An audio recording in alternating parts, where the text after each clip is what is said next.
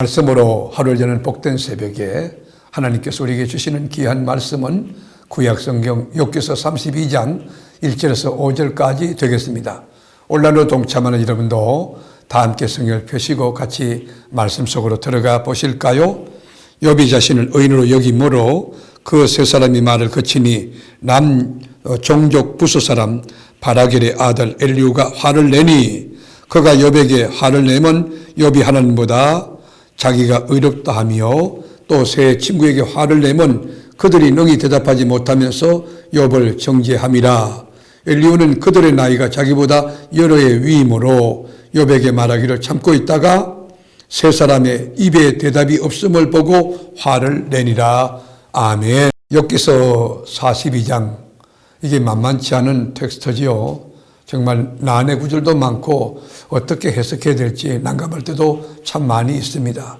그러나 이 말씀을 끝까지 붙들고 가면 하나님의 메시지가 우리에게 크리하게 다가오지 않겠나 생각합니다.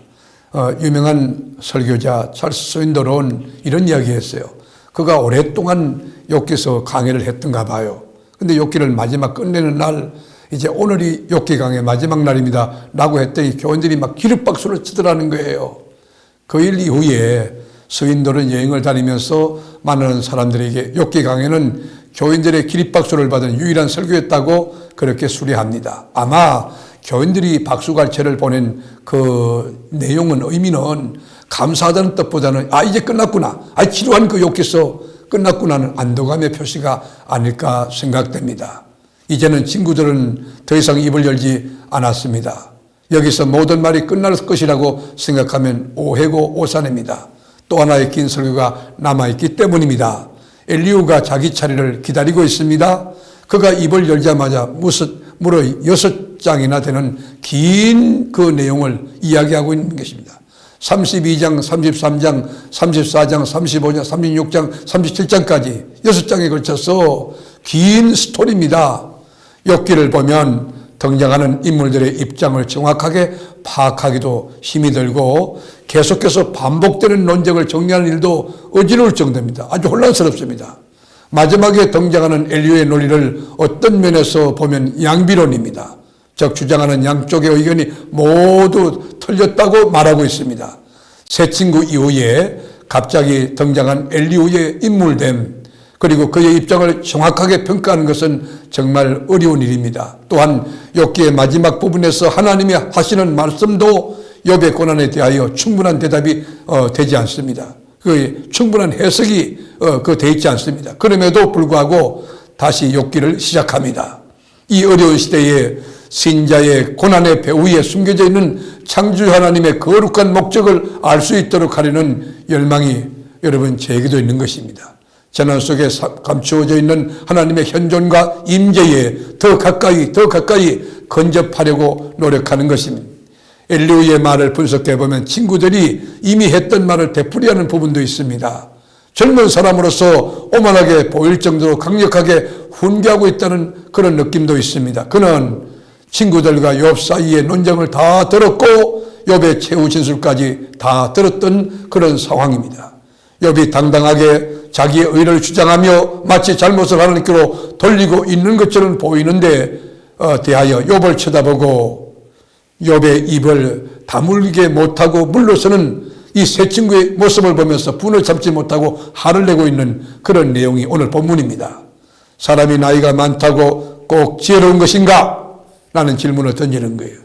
가는 나이도 지혜로운 소년은 늙고 둔하여 다른 사람의 말을 들을 줄 모르는 왕보다도 오히려 낫다고 전도서 4장 13절에 이야기하고 있어요. 그러면서 바울은 그랬죠. 누구든지 네 연소함을 업신여기지 못하게 하라. 디모데에게 이야기한 거 아닙니까? 바울은 아들뻘 되는 디모데에게 네가 젊은 것 때문에, 생물학적 나이가 어린 것 때문에 사람들에게 무시당하는 일이 없도록 너는 오직 말씀과 행실과 사랑과 믿음과 정결에 대하여 믿는 사람들의 본이 되라. 믿는 사람에게 모범이 되라.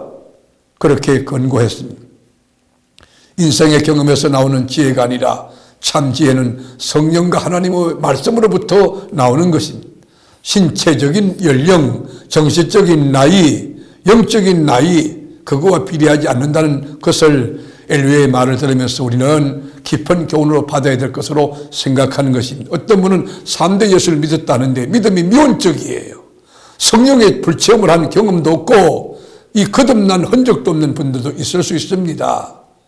여러분, 사람을 슬기롭게 하는 것은 사람 안에 있는 하나님의 영, 성령의 역사, 그리고 전능하신 그 분의 숨결, 그 입김이라는 것을 엘리야는 알았다고 8절에 말하는 거예요. 나이를 먹었을지라도 고정관념에 붙들려 있어서 아주 딱딱한 생각이 굳어있는 사람이 있어요. 자기 세계에 갇혀있는 그런 사람이 있어요. 자기 감옥 속에 있는 자기 죄수예요. 여러분, 우리는 말씀 앞에 유연성을 발휘하면서 아무리 힘든 문제도 말씀의 원리 안에서 풀어갈 수 있는 지혜가 필요한 것입니다. 오늘 이 말씀을 하루 여는 복된 새벽에 우리는 하나님의 말씀을 이 의식도 수용하는 거 아주 유연하고 또 수용하면서 그 말씀으로 아멘하면서 그 말씀이 나의 삶의 좌표가 되고 교과서가 되고 지침이 되고 내 인생의 내비게이션이 되는 그런 삶을 살아가므로 언제든지 하나님이 끄시는 대로 언제든지 말씀이 역사하는 대로 내 생각과 내 삶과 내 말과 모든 것이 하나님의 말씀으로 쫓아가는 그런 진리의 자유가 있는 복된 삶을 사는 우리 교우들이 될 수 있기를 주의 이름으로 축복합니다. 주님, 엘리야, 그가 보는 갓집에서 새 친구, 또 욥의 교만한 모습들 보여줬습니다. 주님, 우리가 내 기준으로 사람을 평가하지 않게 하시고 하나님의 말씀으로 성령의 강력한 능력으로 이 세상을 분별하며 그리고 살아갈 수 있는 지혜를 허락하여 주옵소서. 오늘도 많은 사람 만나게 될 것입니다. 여러 가지 다양한 일을 경험하게 될 것입니다. 모두 주의 말씀과 성령으로 승리하도록 우리를 도와 주옵소서. 우리를 죄와 사망에서 건져내신 예수님의 이름으로 기도를 드립니다. 아멘.